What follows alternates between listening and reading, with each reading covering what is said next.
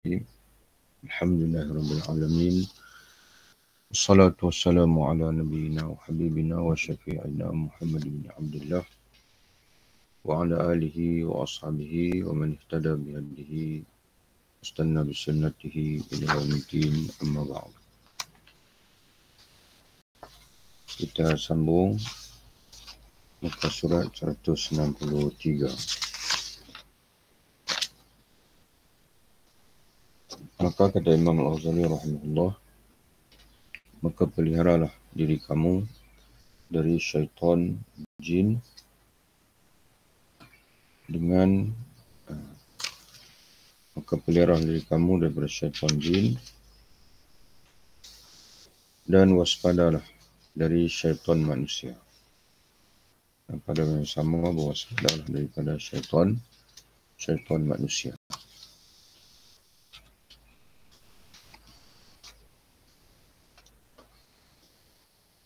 Karena syaitan manusia itu memberi kesempatan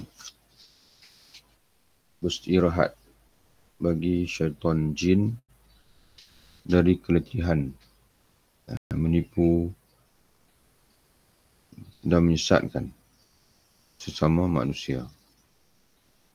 Jadi Imam Al-Ghazali rahimahullah ingin mengisyaratkan kepada kita bahawasanya peranan syaitan di kalangan manusia itu sama dengan peranan syaitan di kalangan jin, iaitu sama-sama menipu dan juga menyesatkan manusia. Jadi ini adalah sambungan daripada penjelasan Imam Al-Ghazali rahimahullah berkenaan dengan golongan ulama yang suka berdebat, suka bermain dengan masalah khilafiyat, masalah khilaf. Seolah-olah agama ini tidak lain hanyalah bercakap berkenaan dengan masalah khilaf, masalah fiqh yang menimbulkan perdebatan di kalangan para mujtahidin atau para ulama. Padahal agama yang sebenarnya adalah perkara-perkara yang berkait dengan akidah, yang berkait dengan akhirat, mengajak manusia untuk membuat persiapan bagi kehidupan di akhirat. Tapi kehadiran ulama-ulama yang suka bertengkar, suka berdebat ini menyibukkan masyarakat daripada apa yang penting dalam ilmu agama ini. Menyibukkan masyarakat daripada beramal untuk akhirat. Jadi menyebabkan masyarakat merasakan bahawa cukup dengan bersembang pasal agama tanpa beramal itu sudah madai sebagai beragama. Maka mereka berada dalam keadaan orang-orang yang ditipu oleh syaitan manusia yang mempunyai peranan yang sama dengan syaitan jin, iaitu menghalang manusia daripada beramal. Pendek kata Imam Ghazali, yang baik bagi orang yang berakal budi ialah mengumpamakan dirinya di alam ini sendirian bersama Allah. Di hadapannya ada kematian, kebangkitan, hisab amal, syurga dan juga neraka. Jadi itu yang paling baiklah. Yang kata Imam Al-Ghazali dalam bahasa Arabnya, dia kata al-madiyun. Wabil jumlah, kesimpulannya, ini kesimpulan setelah dia bawa kita membara jauh dan membahaskan tentang ilmu ini, maka dia menyebutkan, kata dia kesimpulannya, maka yang baik, yang sepatutnya dijadikan sebagai keutamaan oleh al-uqala, oleh orang yang berakal, ialah mengumpamakan dirinya di alam ini seolah-olah ia bersendirian bersama dengan Allah Ta'ala. Dan tidak ada orang lain. Dia sendiri sedang berada, yang ada hanyalah dia dan juga Allah Subhanahu wa Ta'ala. Tapi kita di dunia ini ni, kita mengandaikan, itu bukan mengandaikan, kita ni menganggap bahawasanya kita ni bersama dengan manusia. Yang tidak ada bersama kita Allah Ta'ala. Kita nak ambil hati orang itu, orang ini, pandangan orang macam mana, apa yang kalau kita buat begini nanti orang kata apa pula. Orang nu mana ada kelompok ini, ada kelompok itu kehidupan kita penuh dengan makhluk atau dengan manusia. Yang jarang-jarang kita buat ialah melakukan sesuatu untuk mencari keredaan Allah Ta'ala. Semua kehidupan kita ni kebanyakannya adalah untuk menselarikan pendirian kita, menselarikan perbuatan kita dengan orang lain. Jadi Imam Al-Ghazali rahimahullah menyatakan bahawa orang yang berakal, yang cerdik, dia akan senantiasa menganggap bahawasanya yang penting tu adalah keredaan Allah. Seolah-olah di alam ini tidak ada melainkan Allah Ta'ala saja. Yang merhati dia, yang melihat dia, yang akan menghisap dia. Dan di hadapan dia ialah kematian. Dia akan berdepan dengan kematian. Di mana saat dia mati nanti, dia berada dalam kubur, dia bersendirian. Akan ditanya oleh malaikat. Kemudian lagi setelah kematian, kebangkitan. Kemudian lagi selepas itu, akan dihisap amalan dia. Dan berakhirlah sama ada syurga ataupun neraka. Mula dari saat kita mati, kemudian dibangkitkan dan sebagainya, Allah Ta'ala akan hisap kita atas dipanggil sifat kita. Bukan Allah Ta'ala hisap kita dengan pandangan orang lain, tak ada kita. Bila kita berada dalam kubur nanti, Allah Ta'ala dalam nak memberikan kepada kita sama ada kita ni akan dikurniakan nikmat kubur atau azab kubur, tidak ada mana-mana manusia yang Allah Ta'ala akan tanya. Tidak ada. Allah Ta'ala akan melihat kita tu macam mana. Bagaimana kehadiran kita saat kita meninggal itu macam mana. Allah Ta'ala akan hisap kita apa yang sebenarnya diri kita. Bukan Allah Ta'ala akan hisap kita bagaimana pandangan manusia terhadap kita. Itu yang perlu kita fikirkan pada saat ini. Maka perhatikanlah apa yang kau perlukan di hadapanmu kelak. Maka yang perlu kita fokuskan ialah apa yang menjadi keperluan kita untuk kehidupan kita yang akan datang. Iaitu kehidupan kita selepas daripada kita mati nanti. Kita Imam Al-Ghazali. Dan tinggalkanlah yang lainnya. Itulah agama. Dalam agama ni kita nak pelajari bagaimana untuk kita membuat persiapan bagi kehidupan kita selepas mati. Bukan kita nak pelajari benda yang masyarakat pandang hebat. Itu bukan agama sebenarnya. Jadi kata Imam Al-Ghazali, perhatikanlah apa yang kau perlukan di hadapanmu kelak, yakni selepas kau mati nanti. Dan tinggalkanlah yang lain. Wassalam. Mana cukup. Ada sebahagian Syekh Tasawuf, dia terjemah Syekh Tasawuf tapi dalam kitab, dalam bahasa Arabnya tidak ada tasawuf tu. Waqad ra'a ba'du syuyukh, sebahagian syekh, sebahagian ulama. Sebahagian ulama memimpikan, mana bermimpi, pernah bermimpi sebahagian ulama yang lain dalam tidurnya. Mana dia mimpi, dia ulama, dia mimpi dalam tidurnya itu dia berjumpa dengan ulama yang telah meninggal. Seraya menanyakan, lalu dia tanya. Oleh sebab kawan dia, ulama, telah pun meninggal dan telah melalui pengalaman selepas mati, maka dia bertanya, apa kabar ilmu yang Tuan perdebatkan dahulu dan pertengkarkan? Ya, faqalahu ma khabaru tilka ulum allati kunta tujadilu fiha wa tunadhiru 'alayha. Macam mana kamu, apakah sejauh mana bergunanya ilmu-ilmu yang kamu ada ketika kamu hidup sebelum kamu mati dulu? Yang kamu bahaskan, yang kamu diskuskan. Lalu ulama itu membuka tangannya, mana ulama yang dah meninggal itu, membuka tangannya dan menghembusnya. Ya, sebagai isyarat kata tidak ada nilai. Dia buka tangan, dia hembus.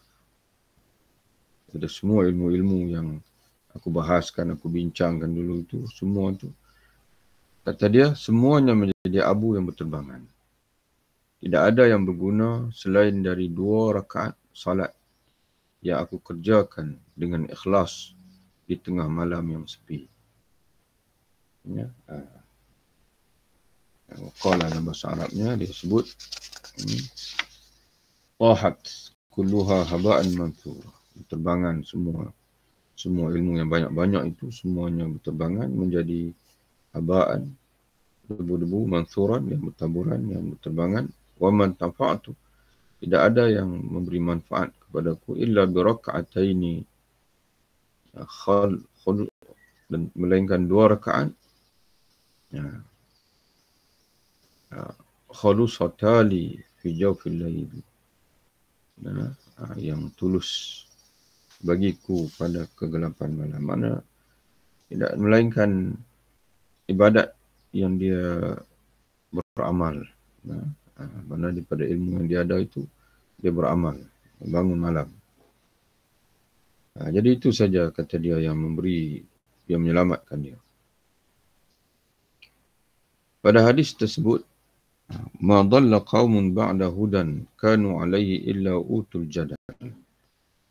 Adalah hadis Nabi SAW menyebutkan tidak sesat suatu kaum sesudah mereka diberi petunjuk oleh Allah,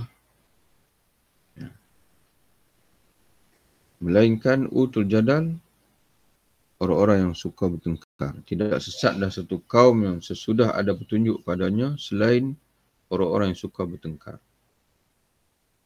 Maknanya bila Allah Ta'ala dah bagi hidayah kepada seseorang itu, kepada satu golongan itu, kemudian Allah Ta'ala nak jadikan dia kembali sesat, melainkan Allah Ta'ala akan beri kepada mereka itu suka bertengkar.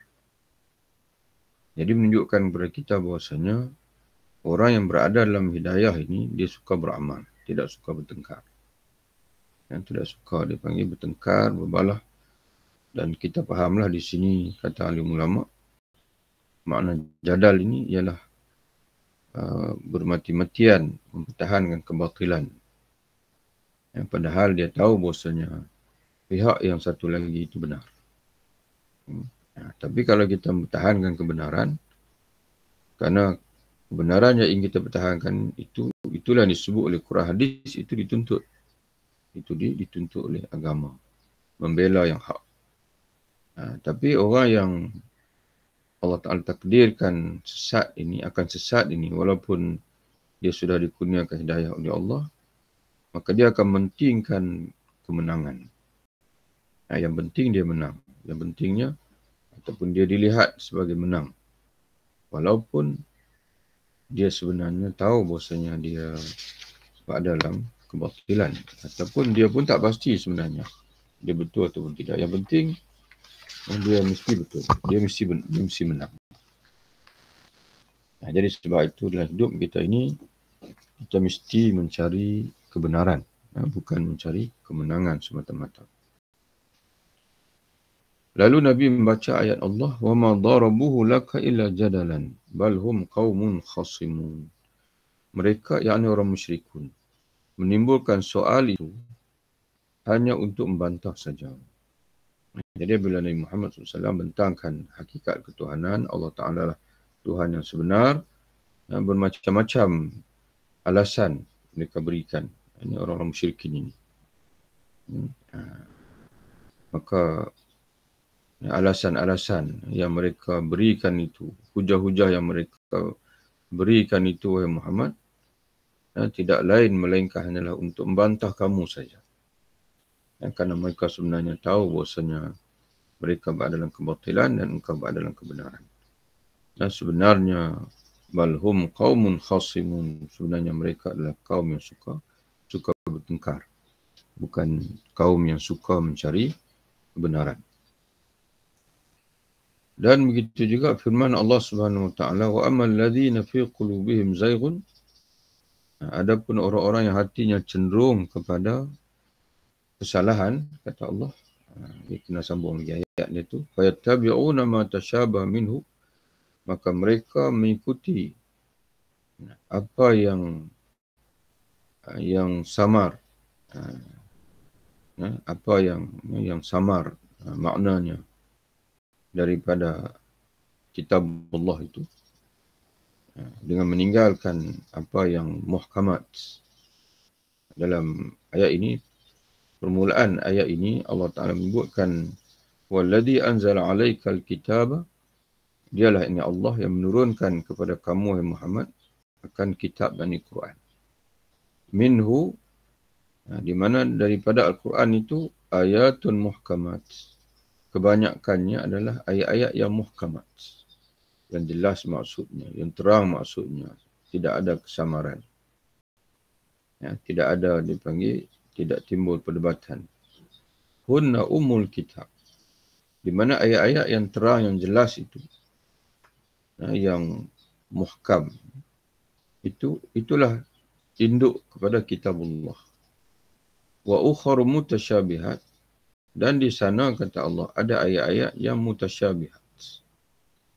Ayat-ayat yang mutasyabihat, yang boleh, yang yang samar dari sudut pengertian dia, pengertian makna dia, yang tersembunyi dia panggil. Pengertian yang sebenarnya itu dalam ilmu Allah Subhanahu wa taala. Maka kata Allah, fa ammal ladzina fi qulubihim zayghun, maka orang-orang yang dalam hati mereka itu cenderung kepada kesesatan, kesalahan, fattabi'una, mereka mengikuti ma tashabaha minhu, apa yang samar daripada ayat-ayat Allah. Padahal ayat-ayat yang samar itu hanya sedikit saja, bukan ayat-ayat yang induk yang banyak. Kenapa mereka suka mengikuti ayat-ayat yang menimbulkan kesamaran itu? Kata Allah, ibtigha'al fitnati, kerana mereka mencari fitnah. Mereka mencari kekeliruan, suka menimbulkan kekeliruan, perbalahan. Wa ibtigha'a ta'wilih, dan juga mencari penafsirannya yang menyeleweng. Wa ma ya'lamu ta'wilahu, dan tidak mengetahui akan penafsirannya, maksudnya yang sebenar, illallah, kecuali Allah.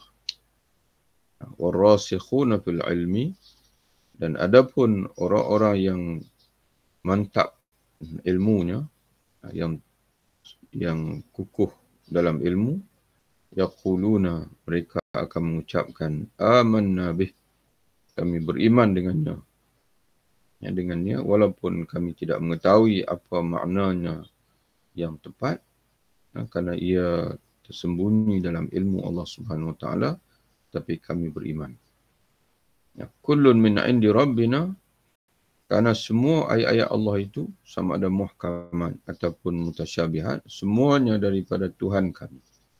Wa ma yadhakkaru illa ulul albab, dan tidaklah mengambil peringatan melainkan orang-orang yang memiliki akal, fikiran, juga hati yang jernih. Jadi sebab itu ayat ini memberi satu isyarat kepada kita bahawasanya yang perlu orang yang hatinya itu tidak cenderung kepada kesesatan, sebaliknya cenderung pada hidayah, mereka sentiasa memfokuskan ayat muhkamat. Ayat-ayat yang muhkamat. Bukan ayat mutasyabihat. Kerana ayat muhkamat ini kalau kita bergelumang dengan dia, kita tak akan berbalah. Kerana dia jelas. Dan dia jelas. Tapi ayat mutasyabihat ini, dia terdedah kepada bermacam-macam tafsiran. Ada mulalah nak bergaduh. Mulalah nak menganggap aku benar, kamu salah. Dan kamu jahil. Begitu, mulalah dia panggil. Sebab ayat-ayat mutasyabihat. Jadi sebab itu, Allah Subhanahu Wa Taala, ayat mutasyabihat ini, kita kena ambil pendirian sebagaimana ar-rasikhuna fil ilmi. Orang yang betul-betul rusuh. Yang betul-betul berpijak ilmunya. Yang kukuh ilmunya. Iaitu amanna bih. Kami tidak tahu maknanya. Allah Ta'ala sendiri pun tak tafsirkan. Nabi sendiri pun tak tafsirkan. Jadi amanna bih, kami beriman saja. Kerana semua itu, walaupun tidak dipahami, tapi semuanya adalah ayat-ayat yang datang daripada Tuhan kami. Kalau kita berdebat pun nanti akan saling salah menyalahkan. Mungkin akan kita saja rasa benda itu betul, pandangan kita, tapi sebenarnya menyimpang daripada kehendak Allah Subhanahu Wa Taala. Maka tersebutlah dalam suatu hadis bahawa orang-orang itu ialah mana orang-orang yang hatinya cenderung kepada kebatilan, kesalahan itu, dan suka berdebat dengan dalam berkenaan ayat-ayat mutasyabihat itu, tersebut dalam hadis bahawa orang-orang itu ialah mereka yang suka bertengkar. Yang diperingatkan Allah dalam firman-Nya, fahdharhum, kata Allah, maka berhati-hatilah terhadap mereka itu. Fahdharhum, maka berhati-hatilah terhadap mereka itu. Berkata sebahagian salaf, akan ada pada akhir zaman satu kaum yang mengunci pintu amal dan membuka pintu pertengkaran. Qala ba'du salaf yakunu fi akhir zaman qaumun yughlaqu anhum babul amal. Dia tulis sini yang mengunci pintu amal. Biasanya yang lebih tepatnya ialah yang terkunci kepada mereka. Dikunci oleh Allah kepada mereka pintu amalan. Yang akan muncul pada akhir zaman kaum yang mana Allah Ta'ala kunci daripada mereka pintu amalan. Mana Allah Ta'ala jadikan mereka ni tidak berminat dengan amalan. Wa yulhamun al-jadal. Tapi Allah mengilhamkan kepada mereka suka bertengkar. Maknanya bila bercakap hal agama ni, mana suka bersembang lah. Bersembang pasal agama, bertengkar pasal agama, tapi amalan tak banyak. Jadi kita lah. Kita tak tengok orang lain, kita tengok kita. Begitulah kita. Kita suka bersembang pasal agama tapi tak suka beramal. Dan itu disebut oleh Salafus Salih. Pada sebahagian hadis tersebut, innakum fi zamanin ulhimtum fil amala wa yasayati qaumun yulhamunal jadal. Yang ni sambung lagi ya.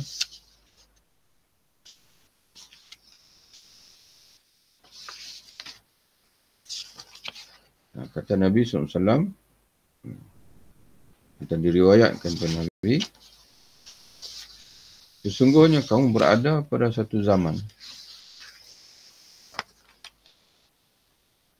diilhamkan dengan amal. Ini sahabat Nabi lah.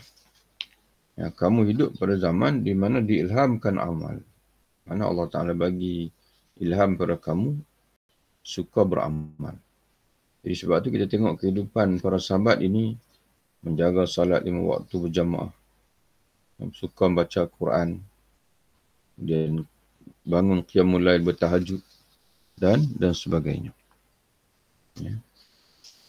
Jadi tuan-tuan sekalian dalam kitab asal ni dia ada sambungan ni. Tapi dalam PDF yang anda berikan kepada tuan-tuan sekalian tu, cabutan untuk tajuk kita ni dia terjatuh satu muka surat. Jadi kena tengok baliklah dalam PDF yang asal. Sungguhnya kamu berada pada satu zaman diilhamkan dengan amal dan akan datang Yang akan datang satu kaum, itu mana ni? Itu yang dipaparkan itu PDF yang salah adanya. Okey. Dan akan datang satu kaum yang diilhamkan dengan pertengkaran. Akan datang satu kaum yang diilhamkan dengan pertengkaran. Mana ke depan nanti, mana berdasarkan riwayat ini, kata Nabi, bahasanya akan muncul kaum yang mana diilhamkan dengan pertengkaran. Tak suka beramal, tapi suka bertengkar. Cuma tengok nota kaki di bawah tu, menurut Imam Al-Iraqi, bahawa ia tidak pernah menjumpai hadis ini. Dia cari, Imam Al-Iraqi dalam tahqiq dia, dia cari hadis ini dalam kitab-kitab hadis, dia tak jumpa. Dalam ajid lahu aslan. Dan dalam bahasa Arabnya disebut dengan apa ni? Alam ajiduhu.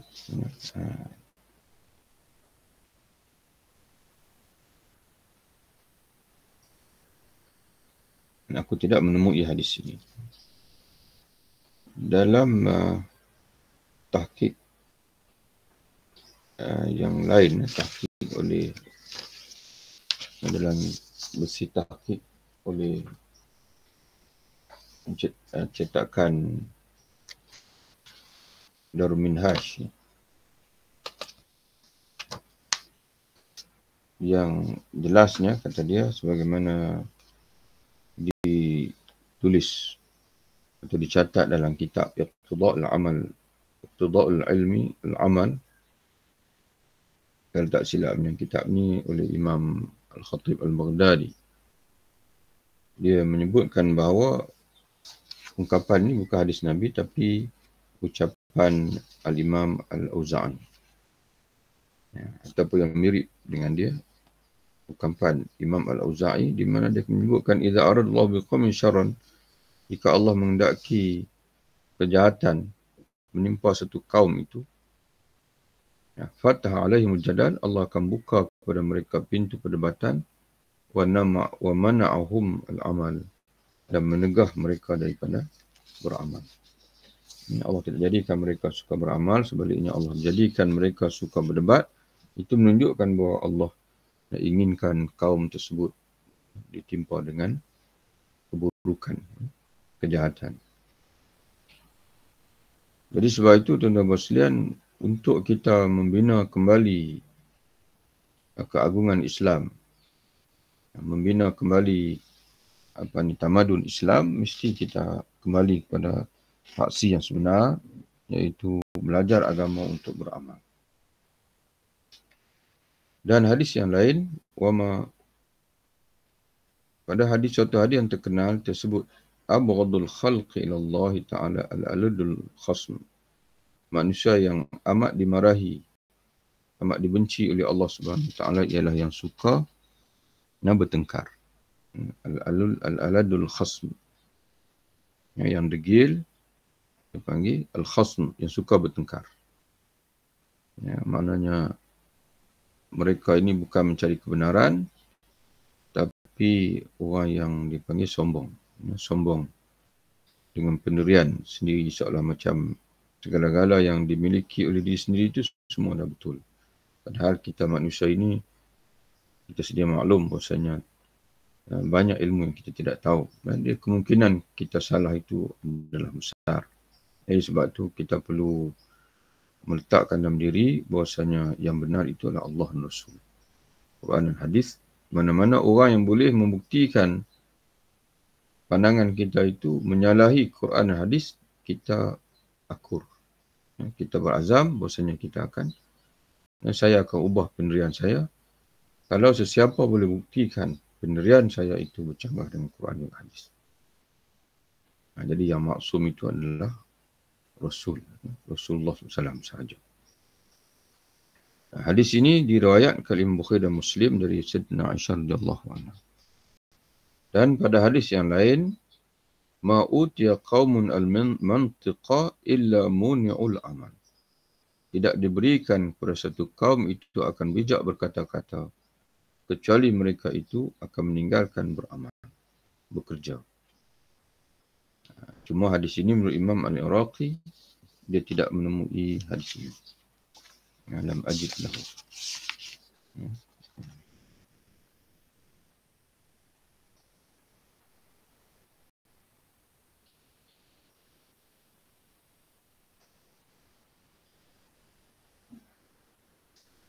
Jadi demikianlah tuan-tuan sekalian, selesai kita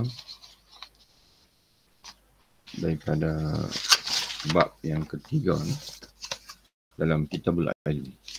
Dan selepas ini kita akan terus kepada bab yang kelima, Babul Khamis. Anda dah berikan cabutan PDF-nya itu. Bab yang kelima iaitu tentang adab kesopanan belajar dan pengajar. Dia selesai dah kita membaca 3 bab. Bab pertama, bab kedua, bab yang ketiga, semuanya Imam Al-Ghazali rahimahullah bentangkan kepada kita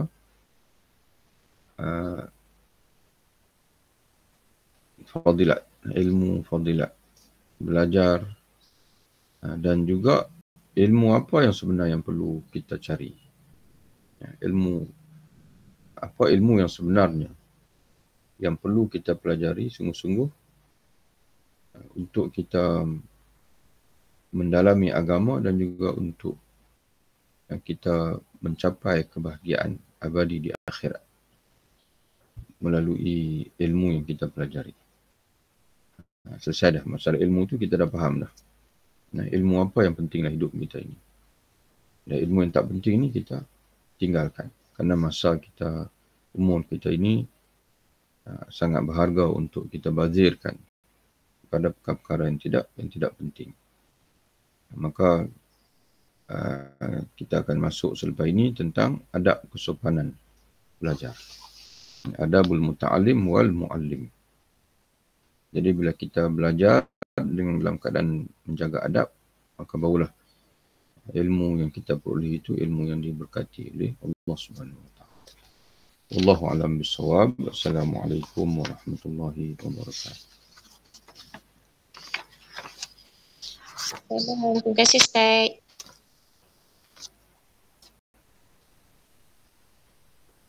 InsyaAllah jumpa lagi.